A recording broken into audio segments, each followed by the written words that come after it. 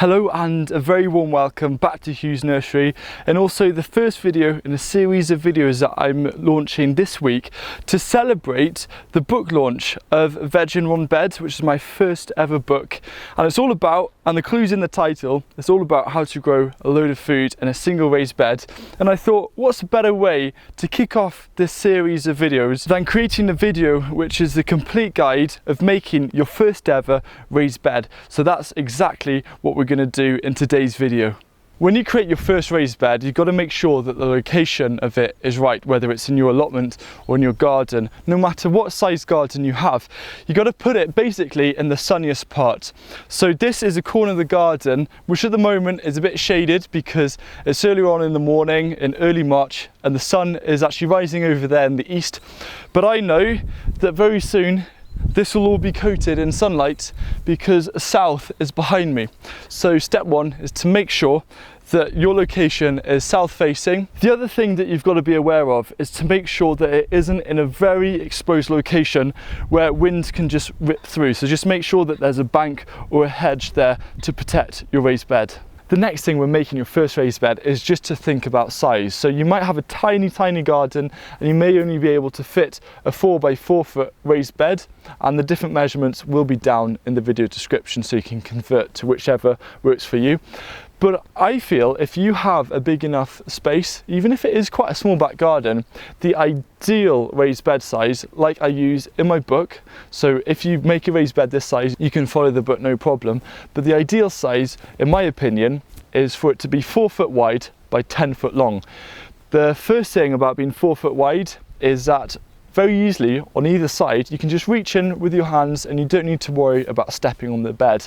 And the second thing is being 10 foot long is if a bed is too long, you may want to cheat if you want to get to the other side just by hopping over the top. I think the sweet spot is 4 by 10 foot, and to ideally have a raised bed which is a foot high. One of the fantastic things about growing in raised beds is that it doesn't matter what kind of ground you have. It may even be concrete, but the thing about a raised bed is that you raise the level of the soil. So even if there's no soil there anyway, you can just put a bed with a foot of soil and compost and you're good to go. A raised bed is also a fantastic growing area because it has defined boundaries and measurements, which makes planting, harvesting and maintaining all the more easy.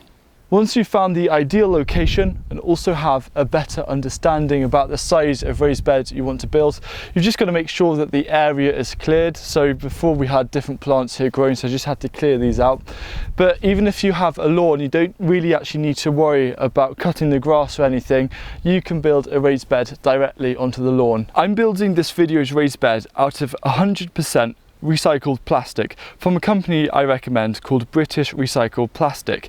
The boards don't leach any chemicals and they could last up to 100 years, and the method of putting these together is basically the same with any wooden raised bed. Because the boards I'm using are about 15 centimeters high, that's enough depth for shallow rooted vegetables like salad leaves or beetroot. But if I want to grow things like leeks or potatoes, then ideally I'd like it to be about a foot deep. So what I'm going to actually do is to put one board on top of this, so it's going to be 2 levels. When it comes to the length of screws you want to use, what you need to do is to measure the diameter of the boards and roughly double it. So I'm using stainless steel screws which are 7.5 millimeters long. And the reason why I like to use stainless steel screws is because they last so long, and if you're wanting to move garden or allotment, then what you can easily do is to remove the screws easily from the material, and then you can move the whole bed like a flat pack to its new location. After cutting the boards to size, I like to place them on the sides they're going to be built. And I always like to have the end pieces to be sandwiched at the top by the 2 long pieces to make the bed exactly 4 foot wide. Now pilot and drill at least 2 screws into both ends. So start by making a pilot hole, which is a bit that's slightly smaller diameter than the screw, just to help it along as you screw it in, and then you may need to finish it off by hand. A really quick tip when making a raised bed is to always have 2 drills. So one drill, this one, is always going to be using the bit to make pilot holes, and this one is always going to screw the screws in. Another quick tip I want to give you is that it's always easier to build a raised bed as a two-person job, which is why in some of the footage you'll see me working actually with my dad. It just makes the whole process a lot easier and a lot more efficient. But as I'm sharing with you today, it can be done as a one-man job as well. Now, after you've attached or capped one end of the bed, repeat the same steps for the opposite end and you will have completed the first section. For beds which are 2 layers like this one, you just do exactly the same by creating a whole extra layer on top. And I find this a lot easier because the boards are a lot more level than the ground I started with. Once you've created the 1 or 2 layers that your raised bed needs, there are 2 things that you need to do. The first thing is to have a look and just make sure that it's level. Now I can see it's slightly higher on the left hand side, so I'm just going to go with a spade and kind of dig in a bit underneath just to level it out.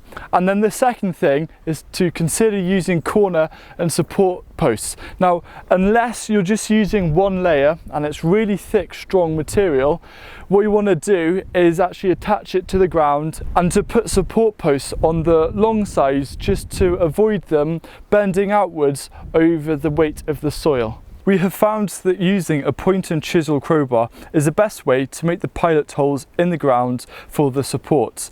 And if you don't have one of these, then a big hammer will still do the job as long as the base of the support post is nicely pointed. Start with the corners to secure by hammering in the support post into the pilot hole, and you may need a couple of attempts to do this in case you hit a stone in the ground. If your ground is really hard and it's too hard to knock in support posts, for example you have concrete or something, then what you can do instead is to actually put a layer or a board on the inside, like what I did with my pallet raised beds. Because the ground was too hard for the support posts, I just put boards on the inside and screwed them in, and it really did hold the bed together really effectively. Now for each board, screw at least 1 screw per board into the corner post. Try and have at least 1 support post lengthways, but aim for 2 if you have a 10-foot long bed. If it's 4 foot long or even 6 foot long, you should probably be able to get away with it just with corner posts. Measure the length of the bed and divide it by 3, and this will give you an accurate spacing for the posts. So for this 10-foot bed, dividing by 3, every 3 foot and 4 inches along the long end, there should be a support post. Install the support posts just like the corner posts, but these don't have to be as big in diameter as the corner posts. So for the corner posts, I'm using 2x2s, so this is 2 inches by 2 inches, and then the support posts are 1.5 by 1.5. And another thing that you need to do is just to make sure that the support and corner posts are longer than how high the raised bed is, but also what we're going to try and do is knock this down below the level of the raised bed. So anywhere from 1.5 to 2 foot, so 40 to 50 centimeters or something like that. Even if you can get down to 60 centimeters, that'll be enough. And here we have the finished raised bed, but the next stage is, what do we fill it with? A common question I get from people who are building a raised bed on top of a lawn is, can they cover it, or do they need to cover the grass before they put soil on top? So what I'd say is, if your bed is going to be over 15 centimeters deep, then there's no need to smother the grass, because that amount of soil is just going to kill off all of the grass. Now if you're going for a raised bed which is quite shallow, then yes, I would probably just cover it with a couple of sheets of cardboard, but that's about it. There are 2 ways which I like to fill a raised bed. The first one is to use a 50-50 mix of 50% topsoil, 50% compost, mix it all together, and then you're good to go. Now the compost is usually the most expensive material, so what I usually do is just use some cheap topsoil on the base, and then make sure that I have a 5 to 7 centimeters, so about 2 to 3 inch depth of compost on the top. Now if the area around your raised bed is just grass or mud like it is here, then instead of trying to slip over all the time when it rains like it is now, what you can actually do, and this is what I'm doing, and I'm going to take it all the way around the raised bed, is just put down a couple of bits of cardboard and then cover it with some kind of wood chip or a bark mulch, and it just makes it look really nice and tidy.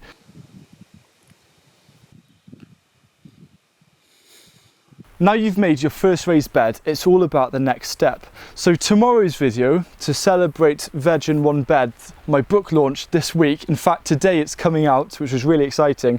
I've got a video which is all about the 7 steps to success for your first ever raised bed. So check that out. Make sure you get the book, because the book is the stepping stone between growing a few things in some containers and pots to having a fully sized allotment or back garden. It gives you all the skills that you need to make that transition onto larger scale growing. And finally, if you're free at 3 p.m. UK time this Sunday, Sunday the 10th of March, then join me for my first ever live stream on this channel, and we can do a load of Q&As and hopefully it'll be good fun. So hopefully I'll see you there.